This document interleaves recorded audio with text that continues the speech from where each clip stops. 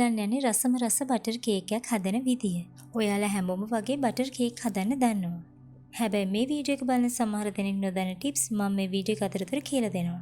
එහෙනම් අවසාන වෙනකම් වීඩියෝ එකත් එක්ක රැඳිලා ඉන්න. දැන් අපි හදන්නේ කිලෝග්‍රෑම් එකක බටර් කේක් එකක්. ඉස්සර වෙලාවම අපි බලමු මේ කේක් එක හදාගන්න අපිට මොනවද ඕනේ කියලා. බටර් ග්‍රෑම් 250යි, සීනි ග්‍රෑම් 250යි, බිත්තර 4යි, ආසන්න වශයෙන් ග්‍රෑම් 250ක් වෙන්න. වැනිලා තේ හැඳි 2යි, කිරි කෝප්ප කාලය, ෆ්‍රෙෂ් මිල්ක් නම් කිරි කෝප්ප කාලක්, කිරි පිටි ගන්නවා නම් මේස ඇඳි 4කට උණු වතුර මේස ඇඳි 4ක් දාගෙන කිරි එක හදාගන්න ඕනේ. මම මෙතනදී පාවිච්චි කරන්නේ කේක් පිටි ග්‍රෑම් 250ක්.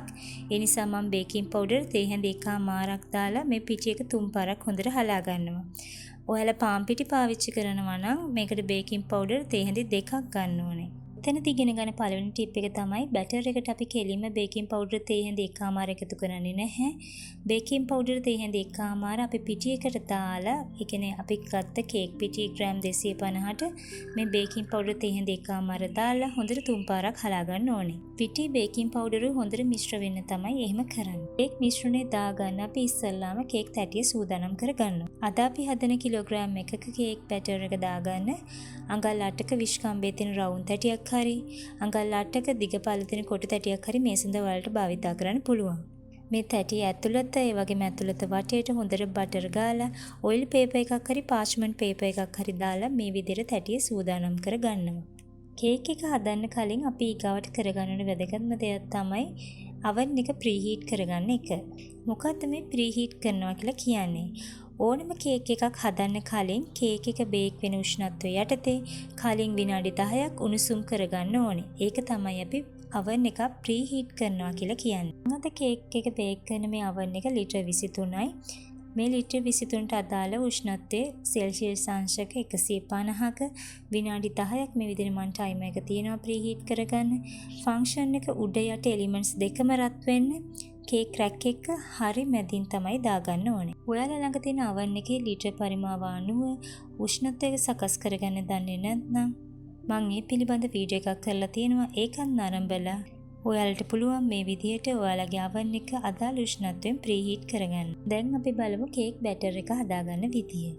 ඉස්සර වෙලාවම බටර් එක ෆ්‍රිජ් එකෙන් එළියට අරගෙන විනාඩි 15ක් වගේ කාමර උෂ්ණත්වයෙන් තියෙන්න ඕනේ. ඊට පස්සේ තමයි අපි බීට් කරන්න ඕනේ. විනාඩි 2ක් හෝ 2මාරක් අතර ප්‍රමාණයක් බීට් වෙන්න ඕනේ. අපි මේ බීට් කරගත්ත බටර් ග්‍රෑම් 250ට සීනි ග්‍රෑම් 250ක් දාලා නැවත විනාඩි 3ක් බීට් කරගන්න ඕනේ. ඊළඟට අපි ඉගෙන ගන්න වැදගත්ම ටිප් එක තමයි මේ බීට් කරද්දී අපි එකපාරටම හයි ස්පීඩ් දාන්නේ නැහැ. ඒ වගේම ලෝ ස්පීඩ් දාන්නේ නැහැ. මධ්‍යම ප්‍රමාණයෙන් ස්පීඩ් එක 3ට වගේ දාගෙන තමයි බීට් කරගන්න ඕනේ. මෙතනදී එකම පැත්තකට තමයි අපි බීට් කරන්න ඕනේ. අපි දැන් බටරුයි සීනි බීට් කරගෙන ඉවරයි. ඊළඟට අපිට බීට් කරගන්න තියෙන්නේ බිත්තර.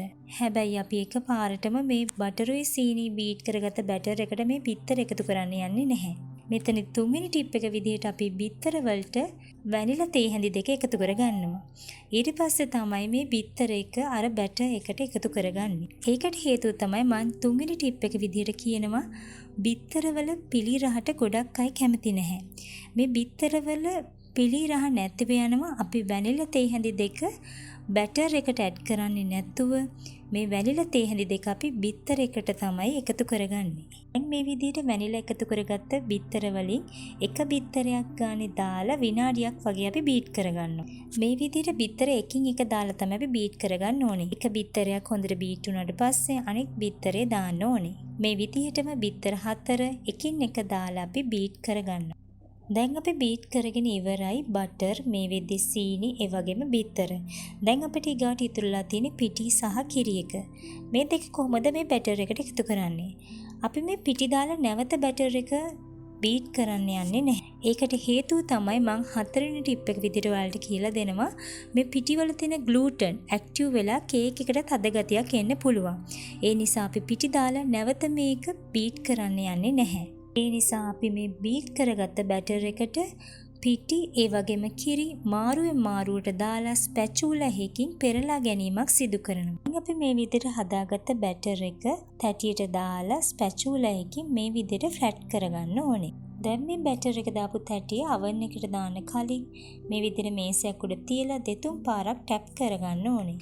ඇයි මේ විදිහට ටැප් කරගන්න ඕනේ? ඒක තමයි ඊගාව ටිප් එක.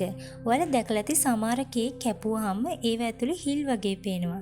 ඒකට හේතුව තමයි මේ වායු බුබුලු ඇතිවීම. ඒ නිසා මේ විදිහට වායු බුබුලු ඇති වෙන එක වළක්වන්න තමයි අපි මේ කේක් තැටිය මේ විදිහට දෙතුන් පාරක් මේසයක් උඩ තියලා ටැප් කරගන්න ඕනේ. ඔයාලට බටර් කප් කේක් හදාගන්න ඕන නම් අපි මේ හදාගත්ත බටර් කේක් බැටර් එකෙන්ම අපිට කප් කේක් හදාගන්න පුළුවන්. කිලෝග්‍රෑම් 1ක බැටර් එකකින් කප් කේක් 24ක් හදාගන්න පුළුවන්. ග්‍රෑම් 500ක බැටර් එකකින් කප් කේක් 12ක් අපිට හදාගන්න පුළුවන්. මේ කේක් මිශ්‍රණය සහිත කේක් තැටිය සෙල්සියස් අංශ 150 උෂ්ණත්වය විනාඩි 10ක් ප්‍රීහීට් කරපු oven එකේ මැද රැක් එකෙන් දාලා නැවත විනාඩි 40ක් අපි මේ විදියට බේක් කරගන්න ඕනේ. ඔයාලත් මේ කියන විදියටම කේක් එක හැදුවොත් මෙන්න මේ වගේ මෘදු ඒ වගේම රස බටර් කේක් එකක් ඔයාලටත් හදාගන්න පුළුවන්. එහෙනම් මේ වීඩියෝ එකත් එක්ක අවසානයේ වෙනකන් රැඳිලා හිටපු ඔයාලට ගොඩක් ස්තුතියි.